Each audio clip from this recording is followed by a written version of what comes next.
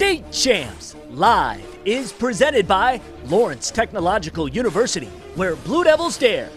Hungry Howie's, famous for flavor. And the Detroit Medical Center. Do you have a sports injury or are just looking to take your game to the next level?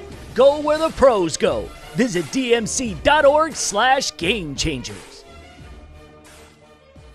Hi, everyone. Welcome to your live weekday high school sports briefing, episode 48 of State Champs Live, presented by Lawrence Technological University. You know, U.S. News ranks Lawrence Tech as a best value school. What does that mean? Return on investment. You're going to graduate as one of the leaders of tomorrow with a great degree that employers value. Only schools ranked in or near the top half of their categories are included because U.S. News considers the most significant values to be among colleges that are above average academically.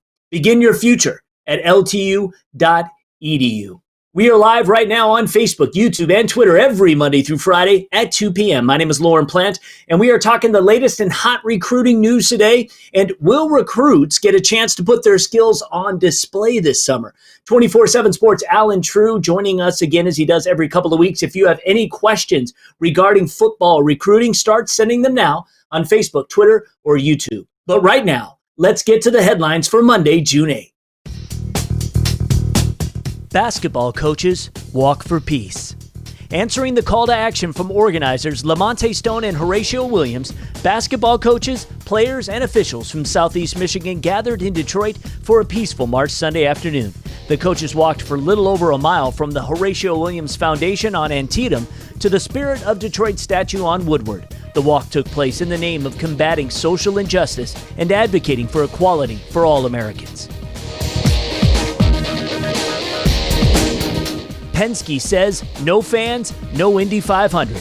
After last week's announcement that spectators would not be allowed to attend the first IndyCar-NASCAR doubleheader on July 4th and 5th, and after it was met with fan blowback, Roger Penske guaranteed Saturday that the Indy 500 will only be run this year in front of fans, whether it goes off on its rescheduled date of August 23rd or has to be moved back again to October.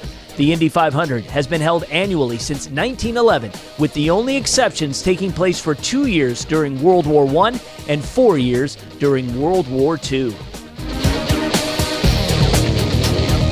Draft wins blowing for Detroit, with the Pistons and Red Wings failing to make their respective league restarts and falling into the draft lotteries, and Major League Baseball's inability to find common ground with its players putting in jeopardy the likelihood of the Tigers playing at all in 2020. It may indeed be a year in Detroit pro sports where the only thing of note is when those three teams get to make their draft picks.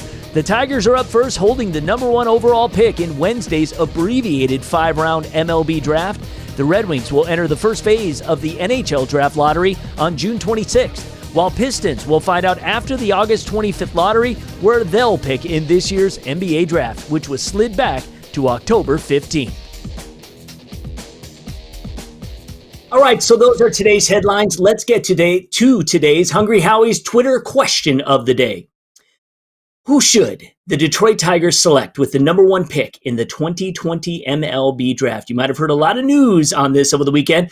Is it going to be Spencer Torkelson? Is it going to be Austin Martin, Asa Lacy, or someone else? Go ahead and make your choice and find State Champs Michigan on Twitter. Please vote. We'll read the results tomorrow. All right, so Allen Trieu from 27 Sports is joining us today. It is always a great day to talk recruiting. And regardless of what kind of state we are or what the state of the state is at the moment, recruiting always continues. So thank you for joining us again, Allen. Of course, always a pleasure.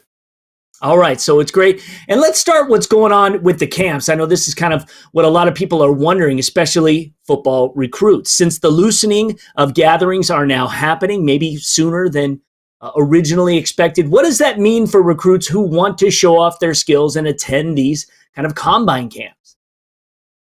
Well, it's still uncertain right now because we're still under a dead period, which is keeping recruits from visiting, and it's still keeping some on-campus activities like a summer camp from happening. Now, some of the Division II schools I've noticed have already started to announce some camp dates. I know that Lindenwood in Missouri, who runs a big mega camp they've talked about still having their camp. They have a date at the end of July. Pittsburgh State in Kansas, they have camps that were announced today. So there's still going to be some of those opportunities. And I think similarly to what happens at Grand Valley when they do their best of the Midwest and some of the Division I schools come to that, I think that's going to happen at some of these D2 campuses. But that would be an NCAA decision, and it would have to be something where they loosen up their restrictions with the dead period currently being extended into July. Right. So for those who aren't familiar with the quote unquote dead period, just kind of explain really what that is, and also how long is it going for right now? How long will it go? The dead period will go, it's scheduled to go until the very last day of July. And a dead period is you cannot have student athletes come on campus. They can't take visits to the schools. The coaches also cannot be on the road to see the recruits, either at their high schools or during times where in-home visits are allowed. So the only thing that's permitted right now is electronic communication, so direct messages on Twitter, text messages, phone calls, and then also a lot of virtual visits are happening right now with Zoom and all that. But any kind of in-person visitation is not allowed during a dead period. We're going to get to the recruits here in just a moment, but I'd like to have you comment on what are some of the creative things you're seeing out there in the internet that is, allowing coaches and whomever to kind of see what some of these kids have to offer. Yeah, I think any work that's out on the field that shows some agility, seeing a lot of ladder videos, seeing some kids still throw to each other, seeing a lot of kids, seeing kids pulling cars and pushing trucks and things in their street. And so, I don't know that any of that necessarily ends up producing an offer, but it does allow coaches to see that kids are still working. It allows them to see how some of their bodies have changed. There's some kids that have gone, have added 20, 30 pounds in some situations, and it lets coaches see what they look like. So kids have had to get creative with some of that, and with the help of some of their trainers as well, to put together little workout videos similarly to what you saw some NFL prospects have to do since they got their pro days canceled. Yeah, there you go. All right, well, let's get into the recruits themselves. I understand Portage Northern's Anthony Tyus will be making a decision soon. Yes, he is scheduled to announce on the 11th of this month, so coming up later this week. And he had gotten it down to 7 schools, but I think some of the ones that we're looking closely at are Iowa State, because that was his first Big 12 offer, Northwestern. They're in the Big 10. Academics are going to be a big part of the decision for him. And then Central Michigan, his dad played at CMU, so he's had a lifelong experience with the Chippewas. So from that group of 7, I think it's going to be one of those 3. Some of our predictions on 24/7 are favoring Northwestern right now, but those are just predictions. So the world will find out this week on a kid who ran for nearly 2,000 yards last season, can catch the ball very well out of the backfield. And because of his combination of size and power, but also his versatility, can really play in any system for any school. Well, let's get into some others who are still yet uncommitted. Some news broke today by the talented lineman Garrett Dellinger from Clarkston. We got a promo video to promote his upcoming announcement. Everybody's getting real creative with the things that they are putting out there. His decision is coming this month, however. Yeah, he's going to announce his commitment at the end later in this month, June 24th. That's moved back a little bit. He had initially planned to make the commitment in May, and I think with everything happening, shutting down, not being able to visit some schools, he moved that back. But he named that last 4 of Michigan, Penn State, LSU, and Ohio State right now. We're on our crystal ball predictions leading LSU. He's had a chance to virtually visit with them, as he has all 4 of those schools. They all have done a really good job recruiting him to get to this point. And I know he's had a long-time relationship at Ohio State. Ed Warner's recruiting him hard at Michigan, and then a recently budding relationship with Penn State's new offensive line coach, Phil Troutwine. I think he's not a kid who's ever been afraid of talking about going further from home. And with LSU coming off of that national championship right now, I think they're a little bit in front. Interesting. Talk about Dellinger's uber-talented teammate Rocco Spindler, also still undecided. Yeah, and there's some overlap with the schools that they're looking at, but even though they've shared a line together and played on the varsity since their freshman seasons, they've never been kids who have said that they're going to end up at the same school. If it happened, that would be great. But right now, I don't think they will end up at the same school. Spindler is still deciding right now between Notre Dame and Michigan. Some people think Notre Dame has a little edge. Some people think Michigan has a little bit of an edge. He's still talking to some other schools too, Penn State included. But my inkling is that it's going to be between the Wolverines and the Fighting Irish. He had also talked about a May commitment around the same time that Dellinger was, and also moved that back. I don't know that he's going to commit quite as soon as Garrett will, but I do expect him to try to get this thing finished before their senior seasons start. Then that's obviously assuming that we're going to have a normal senior season, which we all hope we will. Right, absolutely. And yeah, it's nice to get that distraction just out of the way so you can focus on the work. Another lineman with explosive potential, Belleville's Damon Payne, an Anvil Award finalist a year ago. Give us the 4-1-1 on him. He's outstanding, and he's been playing like those other guys that we just mentioned, has been on the varsity for a long time, been on the recruiting radar since his freshman year, and has put himself in the position to be recruited by every corner of the country, and he is going to look at every corner of the country. He recently named the top 4. That included 2 schools out west, USC and Arizona State. Arizona State's an interesting one. They've really been making some progress in the Midwest. They have a commitment out of Michigan from Caleb Banks from Southfield, who had never even been to campus. He really felt that strongly about Herm Edwards and his staff, full of defense or former NFL coaches, including the D-line coach who has had a great effect on Damon. So he's going to look at Arizona State, USC, Alabama, and then Ohio State. I think there's still some room for him to look, or sorry, not Ohio State, Kentucky. I think there's still some room for some other schools to come in there and still recruit Damon. But this is truly a recruitment that he could finish from West Coast to East Coast to down South. He is looking at every corner of the United States of America. Hey, why not, right? This is your one opportunity to do that, and somebody might step up and really impress you. It's all about that gut decision in the end. He's going to be great wherever he is. Now, if you have any questions or comments for 24/7 Sports Allen Trieu, get them now. Ask on Facebook, Twitter, or YouTube. We'll get to those in just a minute. But first, let's take a quick break to check out what happened this week in state champs history.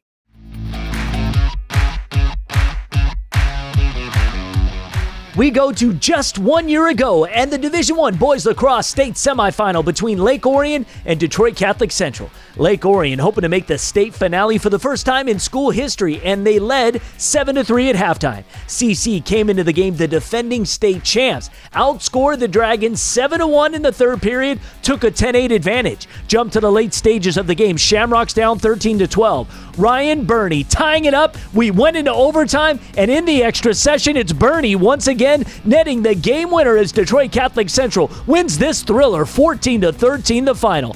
They ended up losing to rival Brother Rice in the D1 state championship game. This week in state champs history, presented by Lawrence Tech Athletics. Recruit yourself at ltuathletics.com.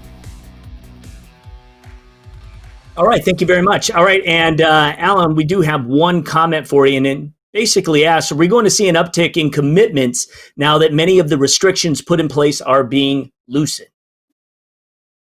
Well, I think we've already seen a good number of the kids in the state make commitments, and a few of the ones that are still out there uncommitted, as we just talked about, those 4 are going to decide, I think, before their senior season start. So I don't know that we'll see a huge uptick. I think in a normal year, you would see a lot of kids start to make decisions before their senior season start anyway. So I expect it to be somewhat normal as far as number of commitments we see in the summer. We have seen more spring commitments than usual, though, because kids obviously didn't know when the next time they could get to those college campuses would be. All right, fantastic. All right, thanks again, Alan. I like to do this every couple of weeks. So how can people follow you for all the latest news in football recruiting from in and around the Midwest? Sure, at Allen Trieu on Twitter, ALLENTRIEU. Post a lot of things on there. And then at 247sports.com as well. I'm always on there interacting with fans on our message boards. And then, of course, right here. So those are the 3 places where I'll primarily be talking recruiting. All right, sounds good. And hopefully we're going to have a fruitful fall. We are really looking forward to the eventual announcements being made that we are back on the field, and then we can all get back to business. So once again, thanks for coming on, man. We'll talk soon. Sounds great, Lauren. Thank you. All right, let's take a look at today's clip of the day.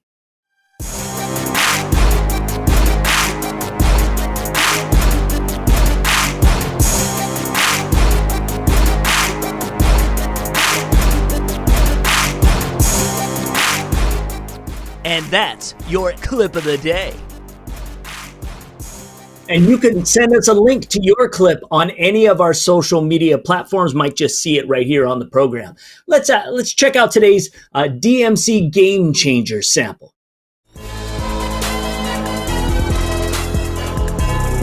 Have you maxed out your performance working on your power, your speed, and your strength, and you're looking for something else? How about breathing? I know it's something we take for granted, but are you breathing correctly? Breathing creates the greatest amount of power throughout our core. So if you want to reach peak performance, come work on your breathing techniques at the DMC. And personal training is one of those things that is going to be opening up at some point here in the future. The DMC Sports Medicine and physicians have a great program. There's a lot you can look into. So please check that out. And again, we've got several segments we put together, and that was just a teaser of the breathing segment. It really is interesting if you check it out on learning all the proper breathing techniques. You can find it on all our social media platforms. You can also find it on our website. You can find it on our streaming app. So all kinds of places you can check that out. And also we encourage you to know that we are more than just high school sports. We are about other things too, like competitive robotics. That is going to be coming back at some point soon. We've covered the sport for years. And yes, it is a sport. It's amazing just being in the environment of what a robotics competition is. We're always putting up fresh content, whether it be interviews, whether it be archived video, or whether we are previewing what's going to take place in terms of games for next year. So just search RoboZone Show on all our social media platforms, and you can check that out. Also, League of Legends for our State Champs Esports Tournament. It is wrapping up. We are hoping to have the championship this weekend. That should be going down. If you're a gamer and you want to see who is going to be the high school state champion for the state of Michigan, you got to go to the Twitch channel at State Champs Esports. So go to Twitch and then just search State Champs Esports. Okay, let's check out the results of Friday's Hungry Howie's Twitter question of the day. What's the first thing you're going to do when loosened restriction take effect next Monday? 34% say, I'm going to take it easy. I'm going to stay at home. And I think that's a smart decision. But lots say go to the gym. I don't know if the gyms are necessarily going to be open, but we shall see. I certainly would like that. Tomorrow on Live, we're going to be coming to you from the State Champs Sports Network studios because next Monday, June 15th at 6 p.m., we will be premiering our Detroit Athletic Club male and female high school athlete of the year program. What we're doing is celebrating all 12 of these incredible student athletes, both male and female, 6 each. We're going to be talking with Lauren James tomorrow as one of the committee members. We'll talk about the decision why we won't be having individual winners for the male and female athlete of the year. We're celebrating all of them because this truly is a group that embodies the spirit of the class of 2020. So join us tomorrow on Live at 2 p.m. and we'll talk with Lauren James. And if you have a guest that you'd like us to interview here on Live, please email our show coordinator, Amanda. Her email address is amanda@yellowflagproductions.com. That's all for now. Please get out and enjoy this incredible weather. We'll see you tomorrow right here on Live. Right now, we are all longing for the roar of a crowd, the excitement of a stadium filled with cheering fans, and the ecstasy of celebrating a hard-fought victory. But right now, we're all on the same team, and we must do our part to make sure as many students, athletes, coaches, teachers, parents, and loved ones are there when we have the luxury to resume our rivalries and start rooting for our teams once again. Stay home and stay safe. State Champs Live is presented by Lawrence Technological University, where Blue Devils dare, Hungry Howie's, famous for flavor, and the Detroit Medical Center. Do you have a sports injury or are just looking to take your game to the next level? Go where the pros go. Visit dmc.org/gamechangers.